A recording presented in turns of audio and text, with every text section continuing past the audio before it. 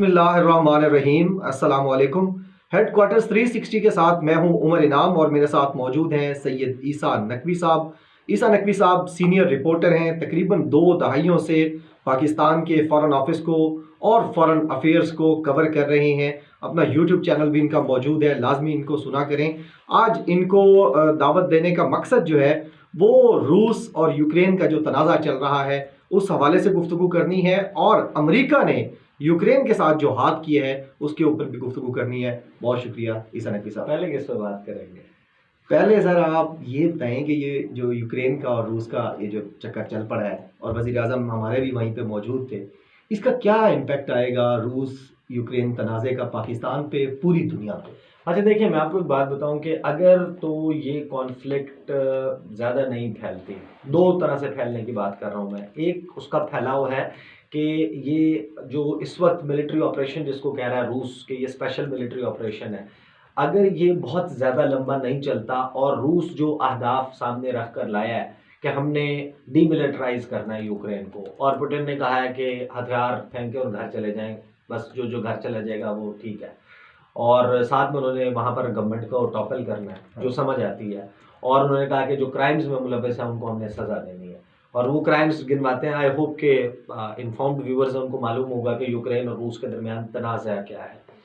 जो और फिर उसके लिए जो तरीक़ाकार इख्तियार किया है सदर पुतिन ने, कि उन्होंने जो सरहद से, रूस की सरहद से मिलने वाले इलाके हैं डानियस्क और लुहांस्क, इनको इंडिपेंडेंट स्टेट्स के तौर पर तस्लीम कर लिया।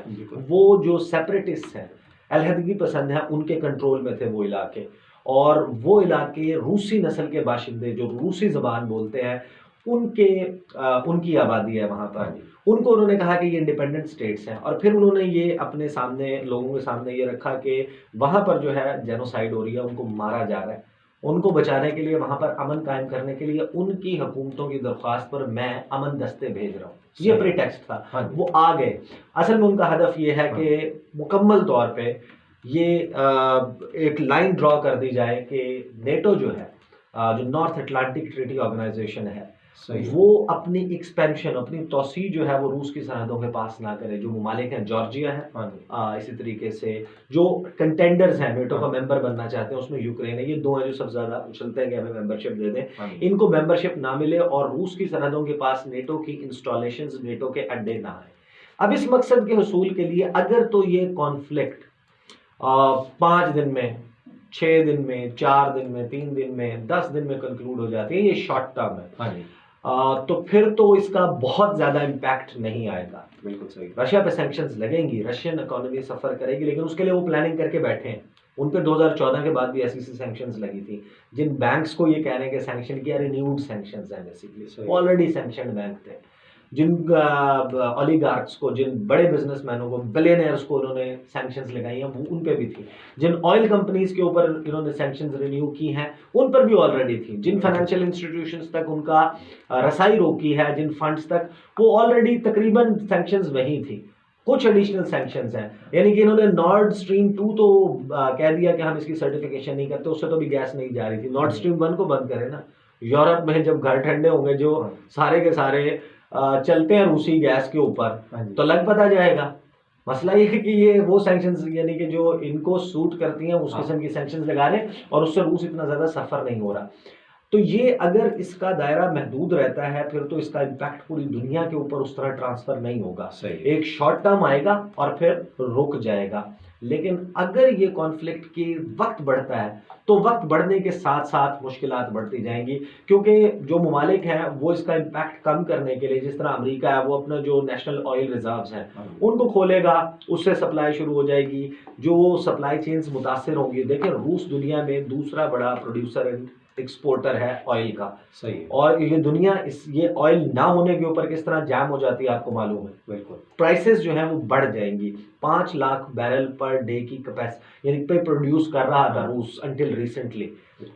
तो उस को जब आप रोक देंगे और वो नहीं जा रहा होगा, तो आप सोचें कि जो शॉर्टेज होगी और नए कॉन्ट्रैक्ट्स होना, उनका पहुंचना, ये इससे जो इम्पैक्ट आएगा ना ऑयल की मार्केट पर पूरी दुनिया में, वो एक बहुत ही शदीद किस्म का इम्पैक्ट होगा। लॉन्गर रन में वो रशिया को फायदा भी दे देगा, जो रशिया से ऑयल ले रहे होंगे और जहाँ जहाँ उसकी स्टैब्लिश होगी तो जो हायर प्राइसेस हैं वो उसको भी सूट करेंगी। लेकिन एक बात याद रखें, जो भी इनसर्टेनिटी होती है, मैं मुआशी एक्सपर्ट नहीं हूँ लेकिन मैं आपको चीदा आपको मोटा मोटा इम्पैक्ट बता सकता हूँ। तो ये देखें प्राइसेस का, गैस की ऑलरेडी प्राइसेस बढ़ गई, 105 आपका खाम तेल जो है उसकी प्राइसेस $105 से क्रॉस कर गई, तो उसका इम्पैक्ट बहुत ज़्यादा होगा। लेकिन ये तो है, हम बहुत लिमिटेड बात कर रहे हैं। असल इम्पैक्ट तो वो है जिसके ऊपर परेशान होने की ज़रूरत है।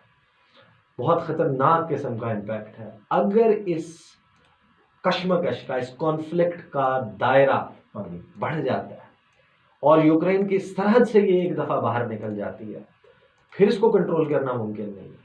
जब तक ये कॉन्फ्लिक्ट यूक्रेन की सरहद के अंदर है, उस वक्त तक आप समझें कुछ बुरा नहीं हुआ। जिस वक्त ये यूक्रेन की सरहद से पार जाती है, किसी नेटो मुल्क की तरफ जाती है, तो फिर आप इसको कंट्रोल नहीं कर सकते। आप फिर अंदाज़ा नहीं लगा सकते कि ये कहाँ जाएगी। और रूस ने जो तंबीह की है, जो वार्निंग दी है कि ऐसे कॉन्सिक्वेंसेस, उन्होंने ये नहीं कहा कि हमारे ऊपर को हमला करेगा तो हमारे लिए को खतरा पैदा करेगा। उन्होंने कहा let alone being a threat for our country. उन्होंने कहा कि अगर कोई हमारे रास्ते में भी आने की कोशिश करेगा ना, जो कुछ हम यूक्रेन में कर रहे हैं, हम उसका वो हशर करेंगे जो आज तक हिस्ट्री में किसी का नहीं हुआ। ये बड़ी शदीद धमकी है। बिल्कुल। और साथ में वो अपने न्यूक्लियर वेपन्स का तस्करा करते हैं, अपनी स्टेट ऑफ आर्ट वेपनरी का तस्करा करते हैं। तो that means he is very serious about it. बिल्कुल। उसके जवाब में जो फ्रांस के वजीर खारजा हैं लॉ, उन्होंने क्या गुफ्तगू की, उन्होंने कहा कि अगर आप एटमी मुल्क है ना और आपके पास अच्छे वेपन्स हैं, नेटो भी एटमी इत्तेहाद है, हमारे जो नेटो ममालिक हैं हमारे पास भी, तो यहाँ पर तो अब एक्सचेंज हो रही हैं वार्निंग्स एटमी हथियारों की। तो आप अंदाज़ा लगाएं, ये एक दफ़ा फैलती है, फिर बहुत सारे लोगों के अंदाजे ये भी हैं कि चीन जो है वो अपने ताइवान वाले मामले को लपेट देगा इसी सारे में, और जो साउथ चाइना सी में उसके क्लेम्स हैं, और जो वहाँ पर फ्रीडम ऑफ नेविगेशन ऑपरेशन के नाम पे अमेरिका ने, यानी कि जिनका क्लेम बनता है ना वो कुछ करें समझ आती है।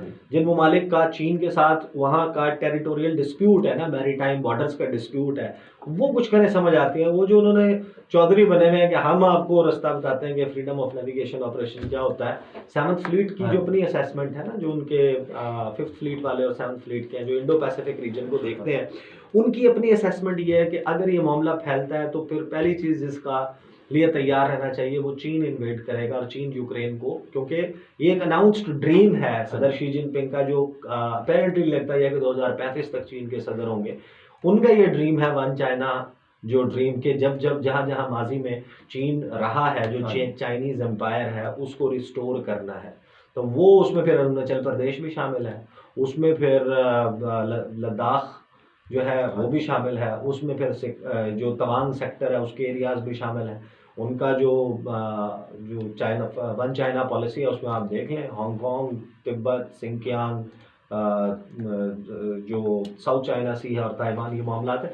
तो अगर ये फैला तो फिर तो इसको कोई कंट्रोल नहीं कर सकता। जहाँ तक आपने पाकिस्तान पर इम्पैक्ट की बात की, तो ऑब्वियसली पाकिस्तान तो इकॉनमी आपको पता है कि हमारे यहाँ क्या, यहाँ पे क्या सूरत हाल हुई हुई है, महंगाई की ऑलरेडी अनकंट्रोलेबल है।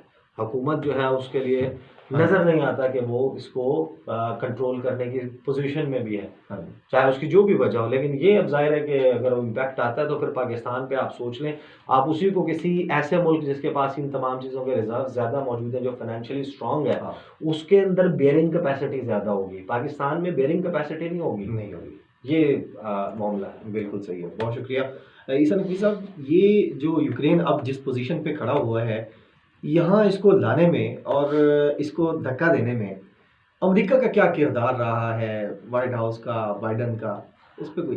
अच्छा, मैं आपको बात बताऊँ, अभी वो आप चीखें सुनेंगे, जो यूक्रेनियन प्रेसिडेंट भी है ना, व्लादिमीर ज़ेलेंस्की, हाँ जी, आप उनकी भी सुनेंगे। अभी तक हल्का हल्का आया है लेकिन वो चीखेंगे इसके ऊपर। अमेरिका ने वैसे एक बात बताऊँ, तसलसल दिखाया अपनी परफॉर्मेंस में। वो जो उनकी तारीख है ना, हाँ जी, उसको उन्होंने दोहराया। हमें भी तो कोई 1971 में किसी बैरी बेड़े का इंतजार था। हाँ ना, हमें नहीं 5th फ्लीट 7th फ्लीट कोई आएगा हमें रेस्क्यू करेगा। बिल्कुल, हमें भी कभी कभी जंगों में रहा इंतजार के आएंगे। हाँ जी, ठीक है ना। और इंतज़ार जो है वो अशरफ गनी को, हमदुल्ला मुहिब को भी रहा हाँ कि अमेरिका बैठा हुआ है, जब भी तो उन्होंने डॉलर शिफ्ट नहीं किए थे। हाँ जी। तो 15 अगस्त को क्या हुआ? 15 अगस्त के बाद उमर इनाम साहब इस दुनिया में पावर डायनामिक्स तब्दील हो गए। 15 अगस्त को अमेरिका की जो रही सही इज्जत थी ना, देखें वो जो एक हवा होता है, बेसिकली जो डर होता है ना, वही असल चीज़ होती है। हाँ, बिल्कुल ऐसे ही। वो डर जो था कि ये अमेरिका बहादुर भाई, तो वो 15 अगस्त को जो हो गया ना, उसके बाद अगर ये 15 अगस्त ना हुआ होता ना, अमेरिका वहीं में बैठा होता, एक कमिटमेंट उसने दिखाई होती और एक खास तरीके से जो पाकिस्तान सजेस्ट कर रहा था, बाइज्जत तरीके से जाता यहाँ से, तो रूस ये सब कुछ ना कर रहा होता।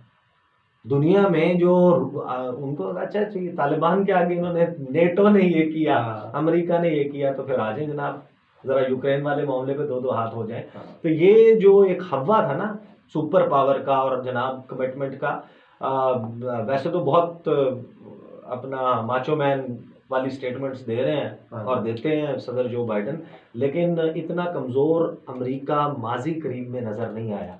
और अमेरिका ने ये जो कर दिया यूक्रेन के साथ, और उनको मरवा के मेंबरशिप, और हम रूस को ये कर देंगे, ये सैंक्शंस लगा देंगे, ये सैंक्शंस लगा देंगे, और फिर वो स्टेटमेंट देते हैं कि we will defend every inch of NATO territory.